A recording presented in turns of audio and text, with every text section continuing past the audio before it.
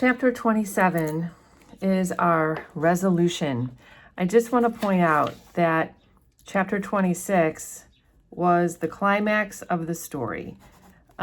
You may read, especially if you go on to other sort of student help sites for these books, you might read that some people think that there are two climaxes in this story, one being when Sethe kills Beloved and the other being when the ladies come and basically do an exorcism to get Beloved out of the house. I just want to remind you that a climax comes at the end of the story, and what always follows the climax is a resolution. And chapter 27 is a resolution. There is no resolution immediately following the moment when Sethe kills Beloved. So I would call that an inciting event, something that sets the story in motion. So inciting event is the infant inside, the killing of Beloved, and chapter 26 in part 3 is the climax of the story. And also just keep in mind that part 3 is very short. It literally has the climax and the resolution. So at the beginning of chapter 27, we have Paul D returning to 124. And I have a note here. He's singing about bare feet and chamomile sap. And if you remember back to chapter 1, when Paul D approaches 124, Sethe is coming around the back of the house after just having washed off chamomile sap from her bare legs. So this is kind of like a story that takes us, or a song that takes us back to the story from the beginning when Paul D first arrives. So it says here that Paul D's coming is the reverse of his going. So remember, he left 124 in stages. As he comes back, he also comes back in stages. First, he goes to the cold house, then the storeroom, then the kitchen, and finally the bedrooms. We have a lot of signs, I guess we could call them. We have a lot of signs that things are back to normal. The dog Here Boy is sitting outside by the pump. His coat is shedding in patches. The dog is 18 years old, roughly. When he goes into the cold house, he remembers Beloved there and how she used to visit him and tell him to touch her. And he sort of, for a moment, relives those memories and just thinks about how, willing he was, even though he was disgusted by what he was doing. It was brainless and he didn't even like it, but he did it anyway. So he's obviously kind of revisiting that shame and disgust. When he actually gets to the door of 124, he realizes it's just like any other house. It doesn't have all the noise and all the haunting. It's quiet at this point. So he has some memories of talking to Stamp. Stamp Pay told him that Mr. Baldwin is going to sell 124 as soon as he can. So this is an important detail. And Paul D tries to clarify what happened. So Stamp Pay tells him again, yes, Sethe tried to stab Mr. Baldwin, but obviously did not because everybody's still alive. And Janey, who remember is the Baldwin's servant, says that, he doesn't know, Mr. Baldwin doesn't know apparently that Sethe was trying to kill him. But that still obviously that was a really terrible experience. All he wants to know is who was the naked black woman standing on the porch. All Mr. Baldwin is interested in is who was that person. And we have here an important detail that could be on a quiz, that Mr. Baldwin thought Sethe was going after one of the women, not going after him. And Janey also says that Mr. Baldwin possibly would have been killed by the ice pick if Ella hadn't hit Sethe. So Ella clipped her. We're going to get references later that she basically punched her in the face. So she stopped Sethe from killing Mr. Baldwin. So there's more talking about who is that naked woman. We don't really know, but they do. Stamp Paid says that Sethe looked like a little girl beside it. And so they keep referring to Beloved as an it because she does, turn into a creature. She starts as just an ordinary sort of young, thin girl and becomes like this tall, pregnant looking monster woman. And so she is, everybody in town obviously is in agreement that there was something really strange about her. And there's another reference here that, we did hear about back at the beginning, which was that Mr. Baldwin was the one who kept Sethe from having the death penalty. He was the one who said that she should be spared and maybe just serve some jail time. So Mr. Baldwin, remember, is a compassionate person. He's somebody who understands the plight of the Black people in the community. And there's another reference here, like, every time a white man comes to the door, does she have to kill somebody? I mean, obviously, the people in town are still very disturbed by Sethe's behavior. So Stamp Paid and Paul D had continued talking about, what it's like to live at 124, that, there's no chance anyone's ever going to go there because every time someone does, there's a risk that they could get hurt. But Stamp Paid really does draw the line at Denver. When Paul D makes a joke about Denver, Stamp Paid says, "Lay off Denver, that's my heart." And he reminds Paul that, that he had actually helped Denver come into the world, wrapped her up, kept her safe so that she could make it after she was born. And he says that he's proud of Denver and she's turning out fine. And then sure enough, as Paul D is heading towards, just out for a walk the next morning, he sees Denver. So this is sort of like a very slight sort of prequel to what actually causes Paul D to go back to 124. And she smiles at him first and says, "Good morning, Mr. D." So remember, she has a job now. She's feeling like she's part of the community and her confidence is up. And he asks if she's on her way home. And she says no, she heard about another job at the shirt factory. And so she's going to see if she can get another job. And she also shares that working at the Baldwins, that Mrs. Baldwin or Miss Baldwin has taught her some things, and that Miss Baldwin says that she might even be able to go to Oberlin College. So Oberlin is a small liberal arts school in Ohio. It's a very good school. And so this could be a quiz question that, Denver actually has potential to go to college, and Miss Baldwin might even help her. And Paul D is thinking to himself, he did not say this, but he's thinking to himself, be careful of a white school teacher, that maybe, she shouldn't be trusting Miss Baldwin to educate her. But I don't know. I think the jury's out on that. I think the Baldwins are genuinely interested in helping the Black people, and perhaps she would be able to go to Oberlin.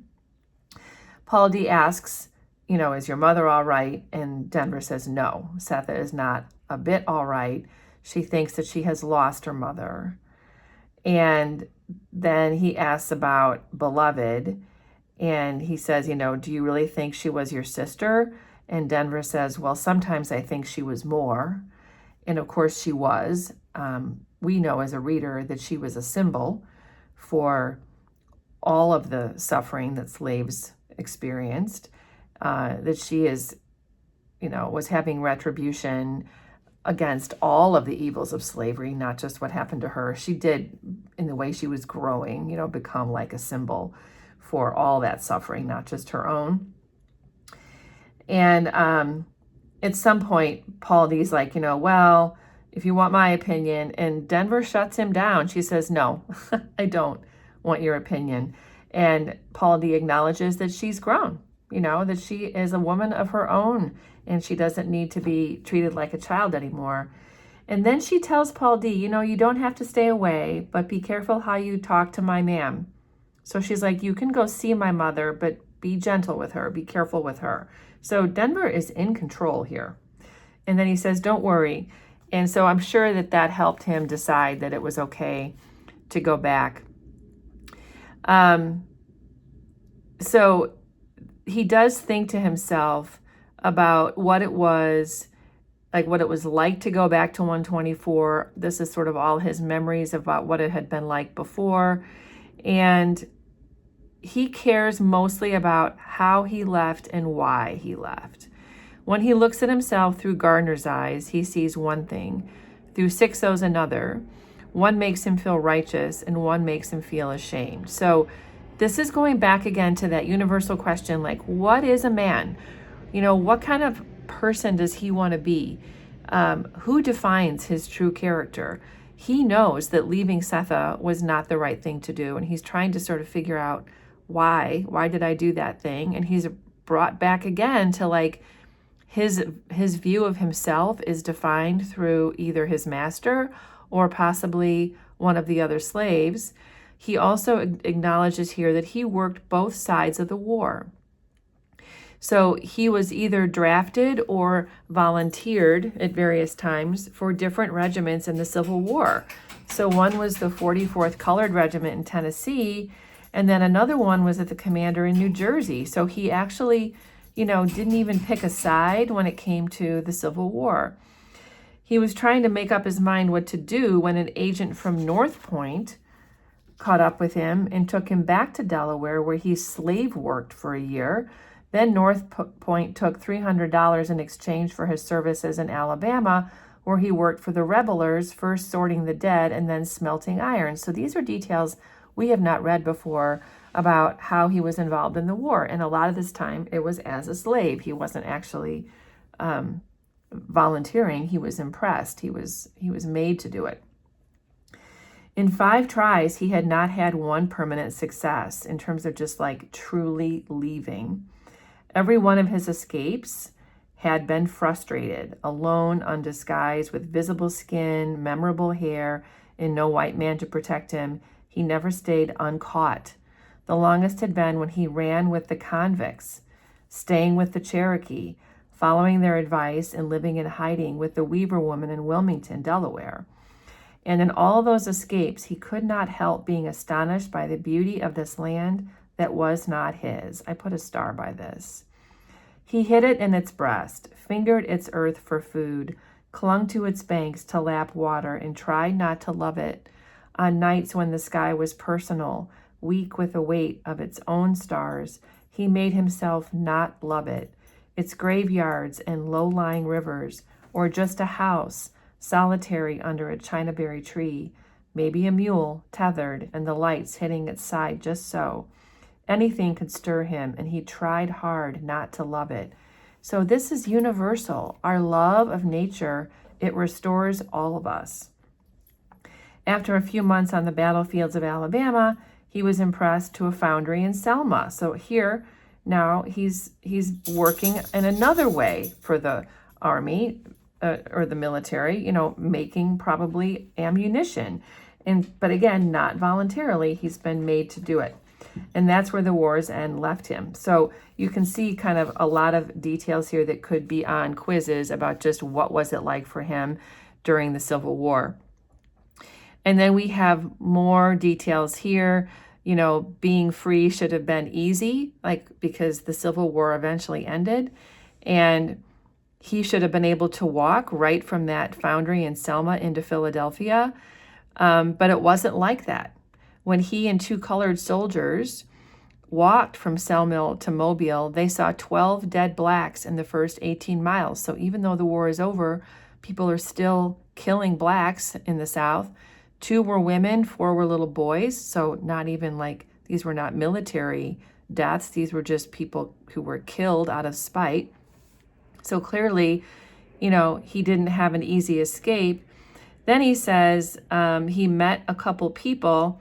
Keene and his friend, a Sergeant Rossiter, confiscated a skiff, and the 3 of them floated in Mobile Bay. So he kind of hitches a ride with these 2 guys, a private called Keene, who was from the Massachusetts 54th.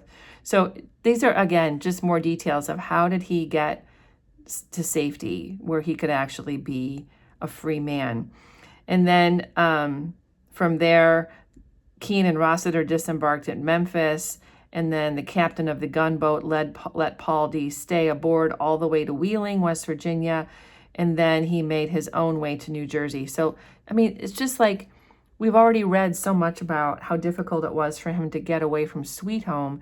Now this is him like trying to make a life for himself after the Civil War is over. By the time he got to Mobile, he had seen more dead people than living ones. And when he got to Trenton, the crowds of alive people, neither hunting nor hunted, gave him a measure of free life so tasty he never forgot it. So this is where he finally, for himself, experiences true freedom. And the way he does it is he actually gets some money. So he hears somebody calling out to him, and they ask him to unload 2 trunks from a coach cab, and then the white man gives him a coin. And Paul D walks around with this money. He has no idea what it's worth. He decides to go into a grocer and he buys some turnips and he gets change. So he has no clue what money is worth and what he can buy with it. So that was when he decided that to eat, walk, and sleep anywhere was life as good as it got. That is freedom. And then we're back in the present again. So you can see, what is this? Basically two and a half pages of sort of backstory about Paul D during the war. Back to the beginning again of how this chapter started. His coming is the reverse of his going. First, he stands in the back near the cold house. He's noticing all the flowers that are blooming. Finally, he walks to the front door and opens it. It is stone quiet. He goes inside. There's nobody there. He glances quickly at the lightning white stairs. The entire railing is wound with ribbons, bows, and bouquets. So this is left over from when Sethe was trying to entertain the girls, primarily beloved, all the time. Paul D steps inside. The outdoor breeze he brings with him stirs the ribbons. Carefully, not quite in a hurry, but losing no time, he climbs the luminous stairs. He enters Sethe's room. She isn't there. He looks at the bed. It seems so small. He turns his eyes back to the bed and keeps looking at it. It seems to him a place he is not. With an effort that makes him sweat, he forces a picture of himself lying there, and when he sees it, it lifts his spirit. So he's like forcefully making himself think about returning to her. He felt so alienated, and now he's trying to actually make his way back to her. He goes to the other bedroom, Denver's bedroom, which is neat, unlike Sethe's, which is messy. Still no Sethe. He goes back down the stairs, leaving the image of himself firmly in place on the narrow bed. At the kitchen table, he sits down. Something is missing from 124, something larger than the people who live there, something more than beloved or the red light. He can't put his finger on it, but it seems for a moment that just beyond his knowing is the glare of an outside thing that embraces while it accuses. Like, what is that? Like his consciousness? Like the sort of that moral judgment of what is right and wrong? It's like, he's feeling the weight of what he has done. To the right of him, there was the door to the keeping room, and he hears humming in there. So remember, this is where baby Suggs would stay. And he thinks, oh, that's where she is. And she is, lying under a quilt of merry colors, just like baby Suggs did before baby Suggs died. Sethe's hair, like the dark, delicate roots of good plants, spreads and curves on the pillow. Her eyes, fixed on the window, are so expressionless he is not sure she will know who he is. There is too much light here in this room. Things look sold. That is such an interesting description. Things look sold. I think that's so worth thinking about. I know exactly what that means. Like when things are just like clearly identified and gone, maybe. Like when you think about having a garage sale and like everything is out there on display and everything can be seen and people come and take it. Like there's just such a creative sentence. And she's singing Jackweed, Raise Up High, etc., lamb's wool over her shoulder. And Paul D clears his throat and says her name. And she turns her head and says his name. And then he says, Ah, Sethe. I made the ink, Paul D. He couldn't have done it if I hadn't made the ink. So when I read this the first time, I was like, what is she talking about? I had to go back and flip around and see like what she could be referring to. And of course, Sethe is confusing Paul D too. He's like, what ink? Who? Well, back at Sweet Home, she made the ink. We had a reference to Mr. Gardner saying it was like the most wonderful ink. And she's remembering that school teacher was teaching his pupils about like slaves and having them categorize them. Remember, several times in the second half of this book, Sethe has referred to the fact that, you know, no one's going to write her children's names under like, you know, animal characteristics or anything like that. So she's remembering that maybe if she hadn't made the ink, school teacher wouldn't have been teaching people about, you know, how are slaves similar to animals and different from animals. And then Sethe doesn't even answer his question. She notices that Paul D shaved. And Paul D's like, what's this I hear about you not getting out of bed?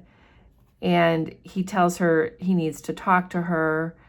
And, you know, he's having no luck getting a conversation out of her.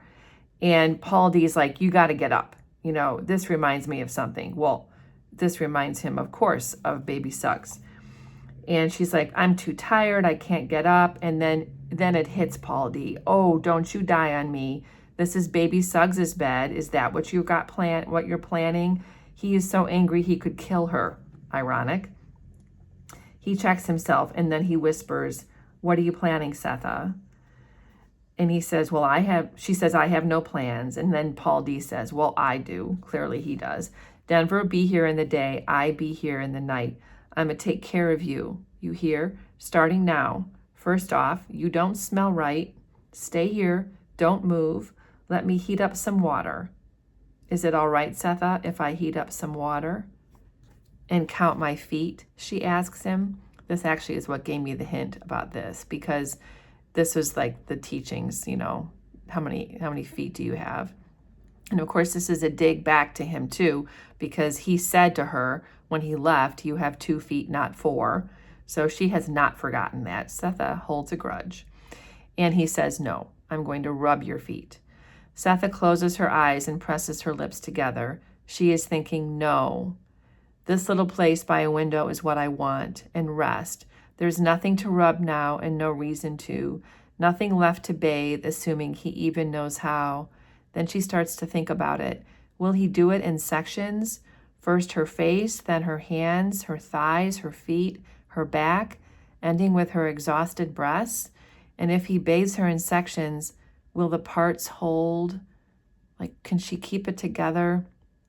She looks at him, the peach-stone skin, the crease between his ready, waiting eyes, and sees it. The thing in him, the blessedness that has made him the kind of man who can walk in a house and make the women cry. Because with him in his presence, they could tell him things they only told each other. So this is repeating. We had this before. And she says, Paul D. And he says, what, baby? She left me. Aw, girl, don't cry. She was my best thing. So we had this before too. Sethe has many times said that her children are her best thing. Paul D sits down in the rocking chair and examines the quilt patches in the carnival colors. His hands are limp between his knees. There are too many things to feel about this woman. His head hurts. Suddenly he remembers 6-0 trying to describe what he felt about the 30-mile woman. She is a friend of my mind. She gather me, man. The pieces I am, she gather them and give them back to me in all the right order. It's good, you know, when you got a woman who is a friend of your mind. So sweet. He is staring at the quilt, but he is thinking about her wrought iron back, the delicious mouth still puffy at the corner from Ella's fist. That's where she got punched. Her tenderness about his neck jewelry, its 3 wands, like attentive baby rattlers curving 2 feet in the air, how she never mentioned or looked at it, so he did not have to feel the shame of being collared like a beast. So Paul D has scars around his neck from when he had to wear the collar. Only this woman, Sethe, could have left him his manhood like that. He wants to put his story next to hers. Sethe, he says, me and you, we got more yesterday than anybody. We need some kind of tomorrow. He leans over and takes her hand. With the other, he touches her face. You, your best thing, Sethe. You are. His holding fingers are holding hers. Me. This is such a beautiful end to a book. We're not completely done. But what a lovely, lovely scene. So there's so much hope here, so much resolution for these two characters and for Denver. I think we get it, that, they're going to be okay.